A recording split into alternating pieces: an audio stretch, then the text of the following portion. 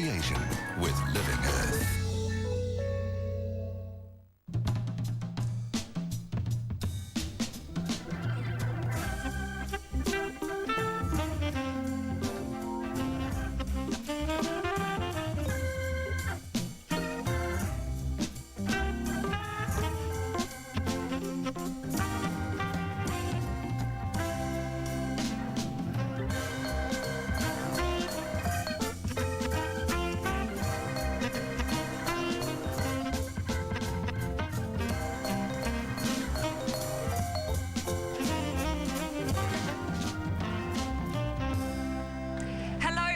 To Ultimate Garden. Our 4 gardens are complete, and tonight we decide which garden is the winner of our grand prize. Audience votes have been counted, and everyone here today gets a chance to vote too. Hamish, what are you going to do tonight? Well, this is a big day, isn't it? Sure is. It all comes down to this. So I'm going to have a wander around with the contestants and have a bit of a chat about their gardens, and they'll probably try and do the sort of sell job on what they've done. And also I'm going to have a wander around with Karen Lothar, our guest judge, and talk to her about what she thinks, and then, yeah, it's down to that big decision. It's so exciting. It's fantastic. What about you, John? Well, I'm going to wander around and give out some tips on maintenance on the gardens so they can be developed to their full potential, really, just to realise their dreams. Awesome. Check it out. Now, this is my idea of a prize, man. It's not bad, eh? Pretty good stash. Oh, my favourites, Makita power tools. Oh, I love to play with them. I know, and all those little Massport beauties, the mulcher and the mower, the beast. I'm going to miss my car. Oh, it's been so good to us, hasn't it? I don't know how I'm going to get home. Oh, you saved it there. Yeah. And all that living earth stuff. I mean, those gardens just, they just went off with that stuff. And despite atrocious weather, hundreds have turned up to find out what that big decision is and to take a first-hand look at what our gardeners have achieved. Guest judge Karen Lothar will also be helping Hamish with the judging process. Karen's a multiple award winner at Ellerslie, and she was a judge this year. So she's the perfect person to look over our ultimate gardens with a fresh set of eyes. Right. Hamish will also be showing our couples how their gardens will evolve in 5 years. Plus, he got in some judging practice when he looked over mine and John's entries at the recent Ellerslie Flower Show. But first, let's get down to business. Today is going to be pretty daunting stuff for our contestants who have given their blood, sweat and tears over the past 8 weeks. Nervous. I've been fine right up until Friday. Friday night I didn't get a wink of sleep. You're making the butterflies come in my stomach by just mentioning that. I've been nervous for about 3 days now. Yeah. Texting Leona, how are you? Every time I think about it, I'm nervous. But like we've been waiting for it, you know. I'm more than nervous. I'm on diazepam at the moment. In just under an hour, we'll know who's won. But first, let's have a look at how 4 completely different gardens can evolve from the ground up in just 8 weekends. Yes, just weeks ago, and with a car up for grabs, our 8 gardeners started working on their vision for the ultimate garden. In the east, we met Eric and his gregarious wife, Heidi. Eric, we discovered, was something of a perfectionist, so many jobs took a little bit longer than they perhaps needed to. In fact, everything in their garden had to be just so, regardless of time. We did get a rattle on. All the couples worked incredibly hard during each 2-day challenge, having to learn a range of new gardening skills, literally overnight. It took some time for Kirsten to admit her fence had a colour problem. I was kind of going for a, oh, nice feature, not a, ah! So she paid for a professional. I need to fix my mistake. Kirsten really tested her relationship with her brother Vince. My arms are getting tired. This is the last time, I promise. Women always rock like Yeah, but they're allowed to change their minds, you see. They are. About 10,000 bloody times. Yeah. John and I helped out too as everyone raced to paint, dig, saw, and especially to hammer. Everyone had a favourite tool. In the South Garden, JP and Leona had big water problems. Either too much of it or not enough. The weather really started getting to them. Really bad luck. Yeah, that's right, mate. Bob didn't help either. I don't want to play anymore. It wasn't just JP and Leona though. Rain was constantly a problem for everyone. But the motivation to win made them all soldier on, no matter what the weather threw at them. And believe me, it threw a lot. Oh, look! It's a forest. Big yellow monster in the forest. But finally, the sun shone through and everyone dug themselves out of a hole. With just 2 days and a tight budget, the teams all responded to Hamish's weekly challenges. In fact, there was a frenzy of wheelbarrow action as our teams raced to meet the Sunday night deadline. Even Eric. Unstable man coming through. Also used a lot was laconic builder Heinzie. I don't think anyone will flog it. It's too bloody heavy. But it wasn't always harmonious. There is one. Well, if you can see it, then you don't. Heidi and Eric argued. Vince and Kirsten squabbled. Wouldn't matter how I put it. It would be wrong. Even JP and Leona niggled, while Kerry and James just happily kept on working. But my favourite part of every weekend was choosing the plants from Palmer's. We found plants to capture the imagination of all gardeners. Gosh, they're just beautiful. And look at this one. There's a bud bursting up. Although each week the teams could only spend so much. 3 plants. Yeah, no money left in the budget this week. And look at the trunk here. It's got moss all growing up through that back. Isn't that just beautiful? I chose these because I thought they'd really work well with the contrast. Nevertheless, we still found a gorgeous range of flora and fauna with bold colours, strong textures, and some weird names. I will call her Doris. Hey, let's get serious about planting. When amateurs are let loose in the gardens, Oh, that's going to look awesome. they can discover some great plants. The hard part is where to put them. Yeah, finished, Leona. There was always a race to finish, but once the hard work was done, after 8 weeks, it finally came down to finishing touches. 5, 4, 3, 2, 1. It's all over. I've done it, Xanthi. I've turned into a gardener. Well, the weather's going downhill, but the tension's rising as we prepare for the big announcement. I love every garden. Oh, absolutely. And they're also individual, and you know, So the different, personalities are all coming so through. good. It's just awesome. There's 8 people there that I am so proud of. Totally. Well, Gonna give us a wait and clue, see. Hamish? No, Who is not it? yet. Who is it? Come on, just a little one. Wait and see, eh? After the break, we look at how far each of our gardens has come, from concept to finished reality. And just like creating the gardens, making the program wasn't without its hiccups. Hello and welcome to Ultimate Garden. As we close in...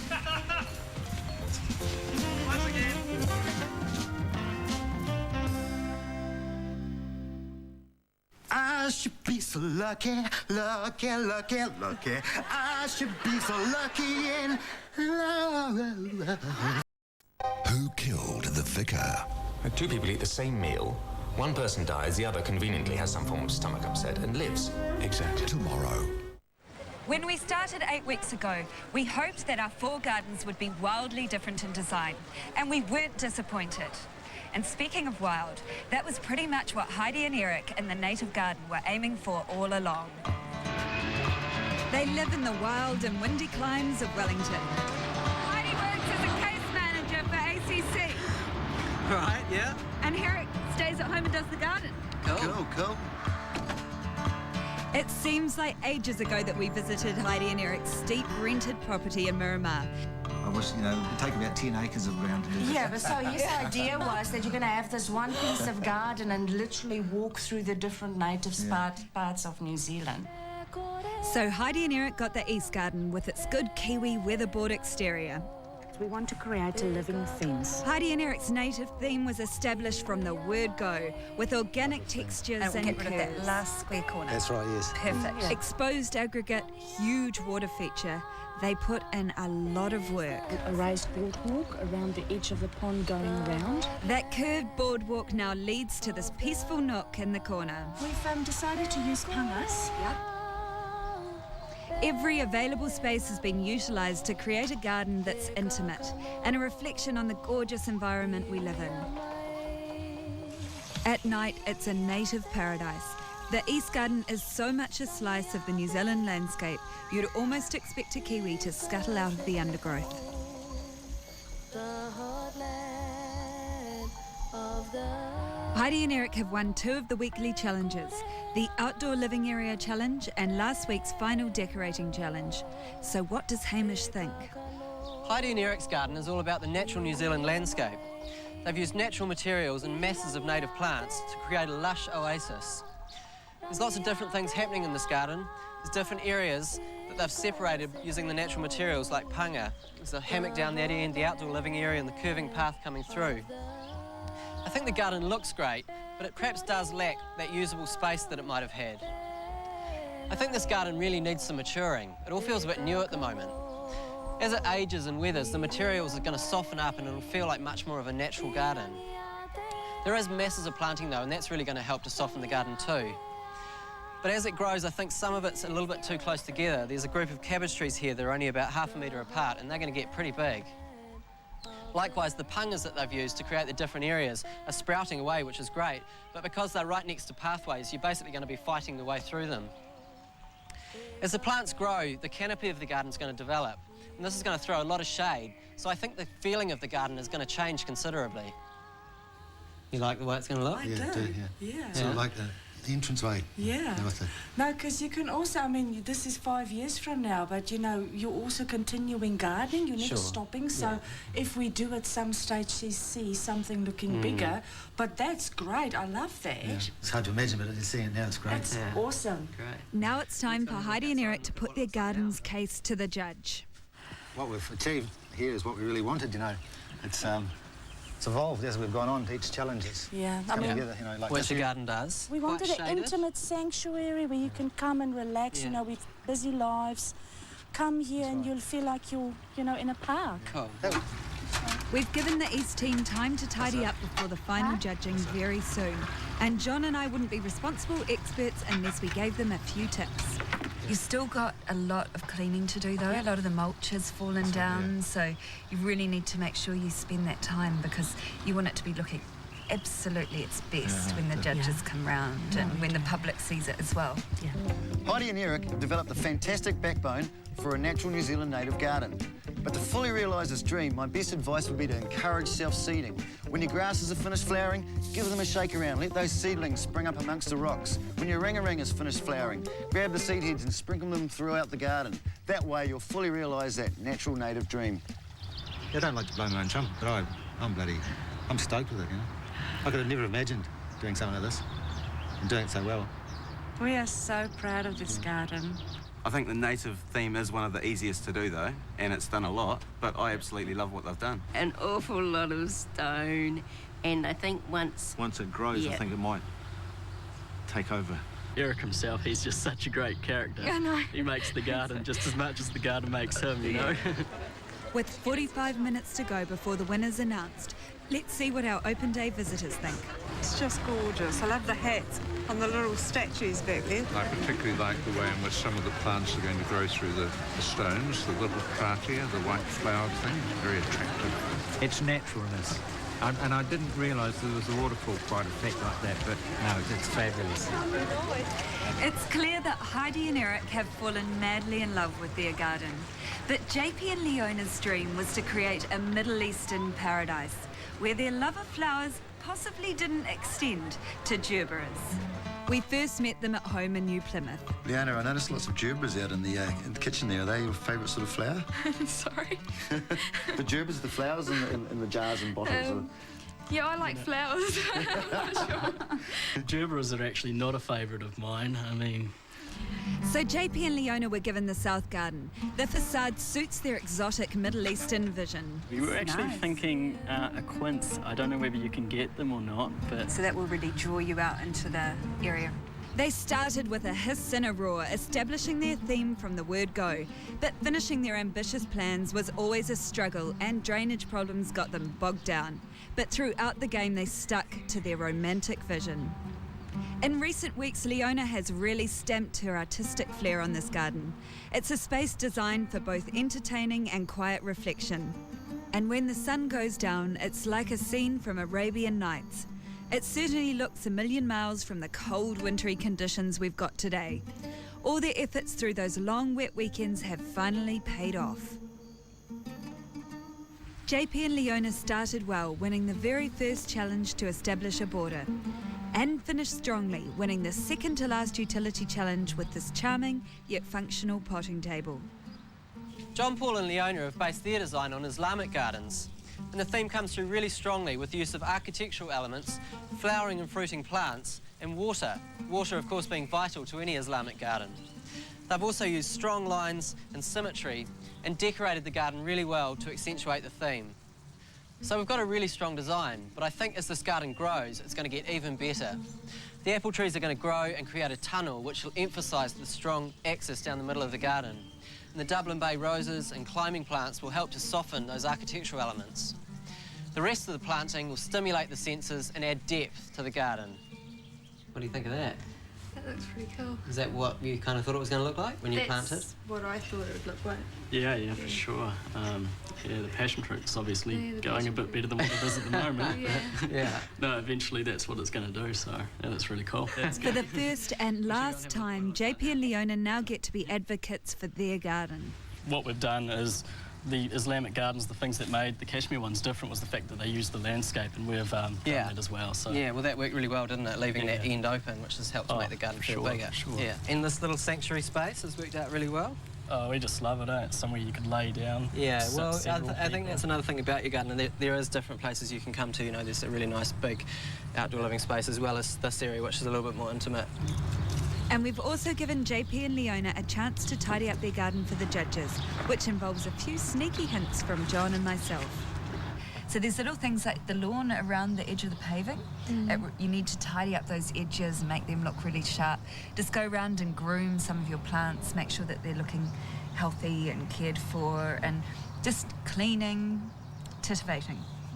JP and Leona's garden is all about strong lines, so therefore things need to be kept nice and clean and crisp. Around these pavers here, keep the grass well away. Perhaps even against a little raised area like this, putting in a mowing strip would really cut down that maintenance. Otherwise, you're not going to be enjoying your garden, you're going to be spending a hell of a lot of time in here working. We've stuck to our theme, I think, and you know, there are still little bad points, but mostly it's pretty damn good, so... Yeah, if I look back, I can really pick at it, but you have to get past that. I love that concept, but I think it could have been done so much better with a really large water feature. I think they've done bloody well. They have. They've done something that I couldn't do at that age. No. And it's just so romantic. It's just such a sweet little garden. But yeah, it suits them to a T. Back at the gardens with half an hour to go, the crowds are busily checking out the Middle Eastern South Garden. Well, actually, I like it. It's pretty. I really like the fountains. Yep, I like water in the garden. I like the little bit of waterfalls, and I like the little pictures over there. Settle down. Trying to shoot television here. Hey, hold up.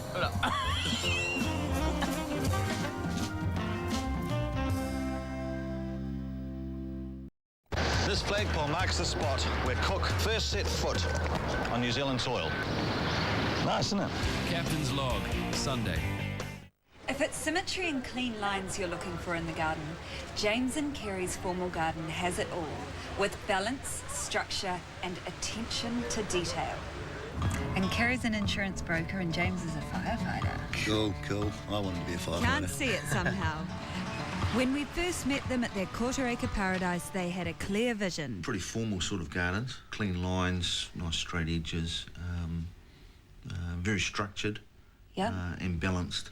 Just promise me one thing. No gnomes. No, I hate gnomes. James and Kerry were given the West Garden because of the formal facade of the house. It suited their traditional garden plan perfectly. And do a nice pathway up to the centre there. And we're going to use that as a seat area. They clearly wanted it to be a living space, but opinion was divided over the chunky fireplace. We'll put some circles and we'll do the planting out there. The asymmetric potager garden caused problems too, but they stuck to their plan. And we're also going to mirror the pleached trees. I think it would be good to go for something in the Quilla. Repetition of materials along with balanced planting finished the garden off, creating a clean, traditional living space. And at night, this garden really comes alive. Warmed by the fireplace in the fading afternoon sun, it's a perfect garden for entertaining or a romantic dinner for two. James and Kerry won the entrance challenge in week 2 with their pergola gateway, and the body challenge a fortnight later for their expansive courtyard. Well, James and Kerry set out to create a formal or classical garden, and on the whole, I think they've done a really good job. They've designed their garden with strong lines, focal points, and symmetry, which are all part of a formal garden. As far as planning goes, they broke the space up into 3 different spaces, essentially: the entranceway, the outdoor living, and the potager garden behind. And all the planting they've used really helps to accentuate the style of their garden. Well, the planting looks good now, but let's think about how it's going to evolve. In 5 years' time, the bays are going to be up further, the camellia hedge is going to grow and it's going to have a flower, which will be nice, add a bit of interest. The other stuff's probably going to stay low, but it's going to form a much stronger line around the paving edge. In the background, the plum trees are really going to grow and really take out that strong line of the fence at the back. The climbers will cover the fence with the strong crisscross pattern, and we're going to get that layering of planting with the low stuff at the front, the texture in between, and then the bushy viburnums creeping up to perhaps halfway up the fence. That's us.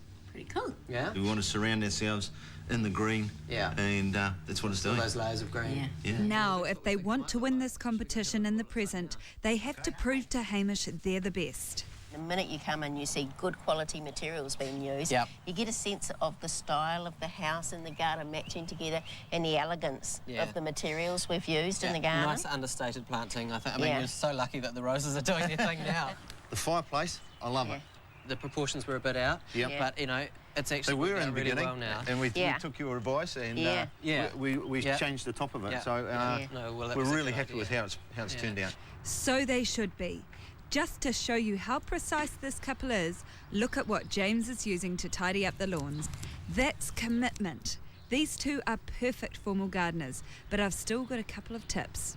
I noticed that there's some bare soil and stuff which you can see, which makes the garden look unfinished. Make sure you cover that in mulch. And also you want to make sure all your hedges are clipped really sharp, all those beautiful symmetry on either side. Get those clean lines starting to happen. To achieve that perfect look in James and Kerry's formal garden, maintenance is all about precision. When pruning, stringline all your planting. This garden's about textures and layers. We don't want anything higgledy-piggledy here. Very proud of this, absolutely proud of this. Yeah, you know, it would still evolve if it was our own garden at home. You would never stop. You would add a bit more and Can you ever get the ultimate garden? We're not formal people, but I do like that too. I do like their style too. I must admit they've done everything and it's been done bloody well. I like the garden. It's really tidy and it's laid out quite nice. The symmetry in it's really good. I think they've done a really, really good job. It's sort of grown on me as they've got the planting going and that. Yeah, because I'm not like a formal garden person normally, but I really like it. There's not long to go, so let's ask the public for their verdict on the formal West. This is beautiful, I really like it. I think it's the best so far. I like the colours and the icebergs. I think it's cool. It looks like a lovely family garden. I'd love to have this garden, I really would. It's definitely my favourite. They were unconventional from the start, and their garden is modern, stylish and livable. Vince and Kirsten were our brother-sister team, and their garden suits their personalities. Meeting Kirsten and Vince meant a drive to the scenic town of Napier. So we've got Kirsten and Vince, and they've got the same last name, but they're not Mr. and Mrs. No, this is our brother and sister team. Cool. So, who gets the ute? We won't worry about that till we get it. Yeah, we've got a bit of a plan on that one. A week about just might cut it. So the North Garden best suited their bold style with its modern exterior. It was clear Kirsten wanted to take the bold ideas she displayed at home to the extreme on the show. The fence, though, We're going to fix the fence this weekend. proved to be a bugbear early on, going through numerous changes of colour and design, but you still want to get that enclosed, private feeling. A very cool outdoor bath and some innovative utility spaces We can blend them into our garden. brought them back in the game. It's very much a modern living space that Vince and Kirsten have created in the north. It's great to look at and even better to be in. especially at night. With a crackling fire, eye-catching shapes and trickling water, there's something in this garden for all the senses. Is this the ultimate garden?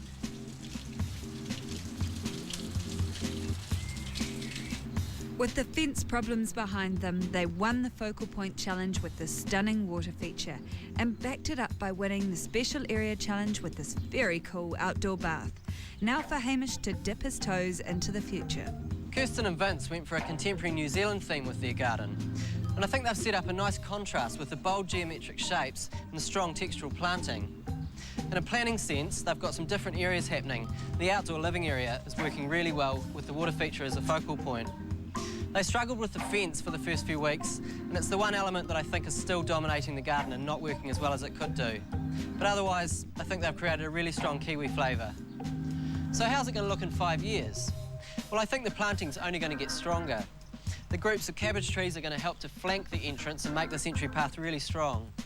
And where they've used screen planting to break up the different areas, I think that's really going to help to create those different rooms. But do keep in mind your spacing. Some of these plants are going to get pretty big and they've got them planted pretty close together. They've used some big karaka trees on the boundary, which I think will really soften the fence, and that's what needs to happen. But these trees are going to get really big, up to 8 metres high, and they do have a berry which is really smelly and poisonous. Overall, I think the planting's really strong. I like the colour and I like all the texture. So, yeah, I think it's going to work well. So what do you think? I want to see what's behind those. Well, you know, I can't see anything. You put a fair few in there, so... I think we're going to need to do a lot of thinning out as it grows. Yeah. But I'm very happy with that. That's awesome. Well, after 8 weeks of work, Kirsten and Vince have to prove to our judge they deserve to win. It's only a minor criticism, but as an entry path, you know, some people would sort of say, oh, it's a bit up and down and, you know, pebbles and pavers and wood. And, but, you know, you guys are young. For me, a fence is a safe. It keeps people out. Yeah. And keeps the kids in. It keeps the kids in. Sure. You know, gone to me are the days where your property was, you know, you left it open for the neighbours to look at and you couldn't do anything practical with it. And I am really pleased, Kirsten, that you got one of your features in. That's nice. It was a nice focal point. It only took 5 weeks of trying. They haven't got 5 weeks to fix anything now, though. It's judging time very soon, so there's just time for some replanting and a few last-minute words from me and John. Now, your garden's definitely finished. Yeah. It's definitely finished. The plants are looking really healthy, and it's really just going round. You just need to put some mulch on. There's some areas where it's sort of settled down and you can see a bit of clay, which don't look so good. And then cleaning. With a densely planted garden such as Kirsten and Vince's, overcrowding will be the main maintenance problem in the future. Though it may sound a little bit brutal, removing the odd plant will allow the rest of them to reach their full potential. I'm absolutely wrapped with the way everything's come up. Would have liked a few bigger plants, but, you know, it wasn't meant to be. It's just not us. We like a bit of space here. But adding that, there are some nice design features in there. I think I like some of the aspects Kirsten's done in her path.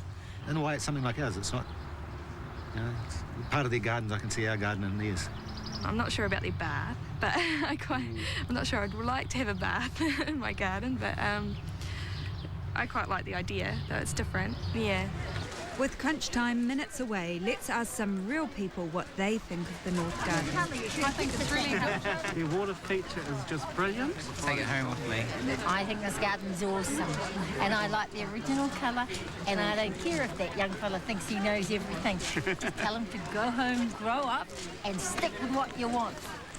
4 gardens vying for the title of Ultimate Garden, but they are not the only ones to feel the pressure of competition. A couple of weeks ago, it was crunch time at the Ellerslie Flower Show for John and I. And it was all the worse for having Hamish come and pass judgment on our gardens. More after the break.